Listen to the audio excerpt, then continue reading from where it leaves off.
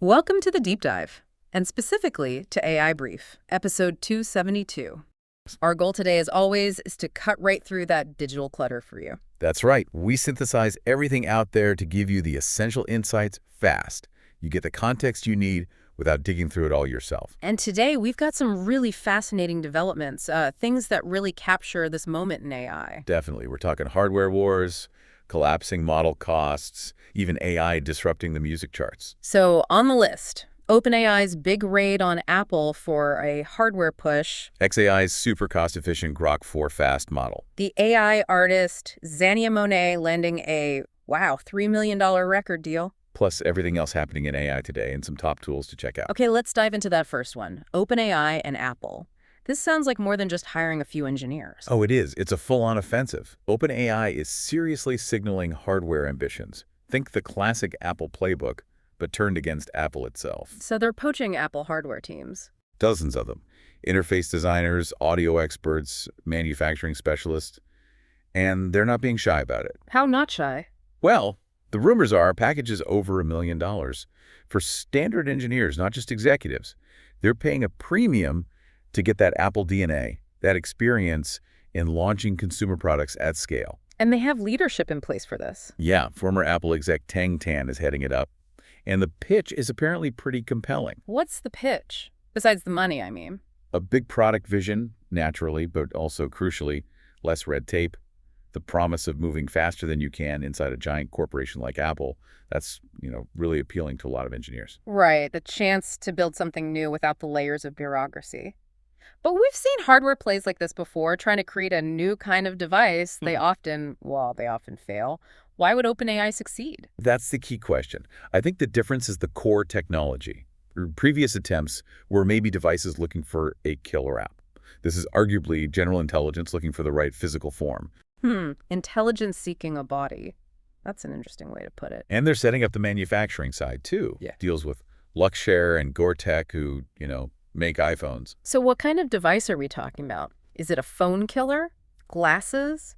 The thinking seems to lean towards something simpler, at least initially. Maybe displayless, like a smart speaker or a pin wearable, a voice recorder type of thing. Yeah. Something voice first. Okay, not trying to beat the smartphone head on then. Probably not yet. Target release is maybe late 2026, early 2027. So they're taking their time doing the Jony Ive-inspired secretive design thing, building the team. It's setting up to be a huge product launch watch. Definitely one to keep an eye on. Okay, so while OpenAI is chasing hardware, xAI seems focused on efficiency. Let's talk about Grok 4 Fast. Yes, a totally different angle, but equally disruptive, I think. Grok 4 Fast is all about delivering near-frontier reasoning performance, but way, way cheaper. How much cheaper are we talking? Okay, get this. It uses about 40% fewer thinking tokens. That's the internal compute cost compared to the bigger Grok 4 model for similar results. 40% fewer tokens, that's significant. But here's the kicker. That translates to a 98% price reduction. 98, seriously. Seriously, 98%. It basically makes high-end AI reasoning incredibly cheap, almost, too cheap to meter, as the saying goes. Wow. That has massive implications for anyone using these models or building businesses on them. Absolutely. It puts huge pressure on pricing models across the board. If the core intelligence is practically free, what are you actually paying for? Good question. But does the performance actually hold up at that price? Or are they cutting corners? The benchmarks look really strong, actually. Yeah. It's performing above models like Claude 4.1 Opus and Gemini 2.5 Pro on some key tests. Which tests? Like GPQA Diamond for Science, where it hit 85.7%, and Amy 2025 for Math, scoring 92%. These are tough, complex reasoning benchmarks. Okay, so it's not just marketing hype. Doesn't seem like it. It also leads in El Arena's search arena. And interestingly, it even beat the larger Grok 4 on some coding tests. Plus, it supports a huge 2 million token context window and has native tool use, like web browsing. So top-tier performance, massive context, built-in tools, and almost free. That's it. Disruptive doesn't quite cover it. Exactly. It's a really strong signal about where the cost of intelligence is heading. Down, fast. Which brings us perfectly to our next story, where this accessible AI power is hitting the creative world. The AI artist, Xania Monet. Right. This is fascinating. Talisha Jones, a poet from Mississippi, created this AI persona, Xania Monet. And Monet just landed a $3 million record deal. $3 million for an AI persona. after hitting the Billboard charts and getting 10 million streams just last week. That's the one. Now, Jones creates the identity using AI tools, and the music uses Suno, that text-to-music generator. But Jones writes the lyrics herself. She does, and she says she adds some live elements, whatever that means. So it's kind of human-AI collaboration. The AI delivers the performance, basically. And labels were fighting over this. Apparently multiple bids before Hallwood Media won out with the $3 million contract. Even with all the copyright questions swirling around AI music generators like Suno. Yep. Hallwood seems willing to take the risk. They actually signed another big Suno creator, Im Oliver, previously. So they're betting big on this synthetic artist space. It really feels like a tipping point. AI music isn't just a novelty anymore if it's good enough to chart and get multi-million-dollar deals. Totally. The quality is getting there. It's blending right into the streaming platforms. Whether the legal side is sorted or not, the market is moving. AI music is here. Wild times. Okay, let's broaden out now and hit some of the other key updates happening across the AI landscape. Kind of a rapid fire. Sounds good. Lots going on. Where do you want to start? How about that U.S. TikTok deal? Any movement? Yeah, looks like it's getting very close. Deal for the U.S. operations spin-out is nearly done. Approved by Trump and Xi Jinping, apparently. Key terms. Majority American ownership. Americans get 6 of 7 board seats. Oracle handles the data security side, and importantly, the algorithm will be U.S. controlled. ByteDance keeps less than 20%. Okay, aimed at addressing those security concerns. What else? Stale AI introduced SW Bench Pro. It's a new, tougher version of their benchmark for testing AI agents on software development tasks. Raising the bar for AI coding skills. Exactly. And speaking of big tech, Satya Nadella had a pretty candid comment. Oh, what did he say?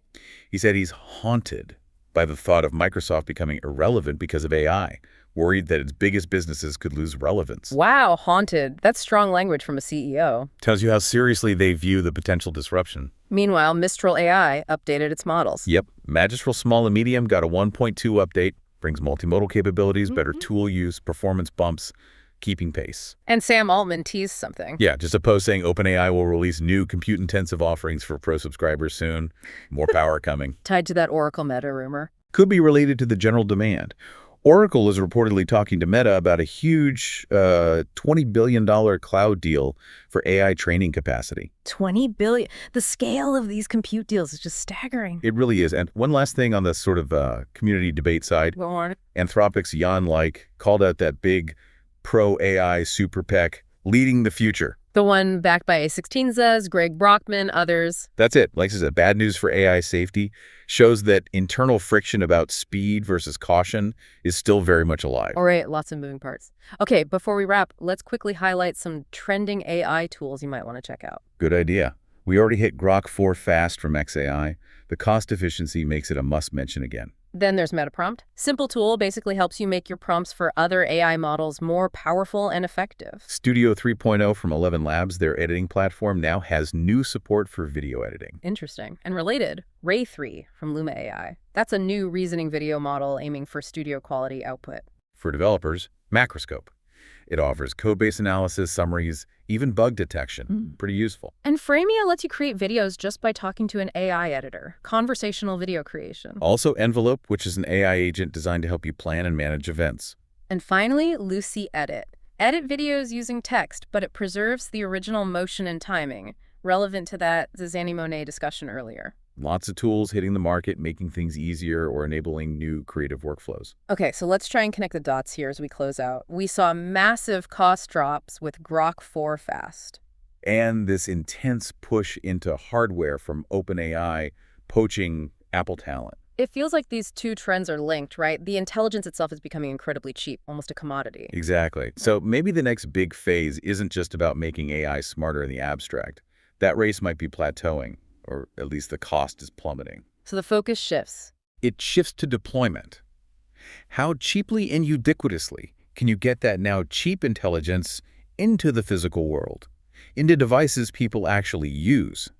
That seems to be the next frontier OpenAI is betting on. Which leads to that final thought, that question we posed earlier. Right. If the core AI intelligence becomes essentially free, like electricity or bandwidth, what's left? What's the valuable thing companies can actually charge a premium for? Something for you, our listeners, to ponder. Maybe it's the interface, the experience, the physical interaction. Maybe just your attention. Food for thought. That is our deep dive for today. Thank you for joining us for AI Brief, episode 272. If you found this breakdown helpful, please do follow us wherever you get your podcasts. And share this deep dive with colleagues, friends, anyone who wants to stay ahead in the AI landscape without drowning in the noise. We'll be back soon with more analysis. Thanks for listening.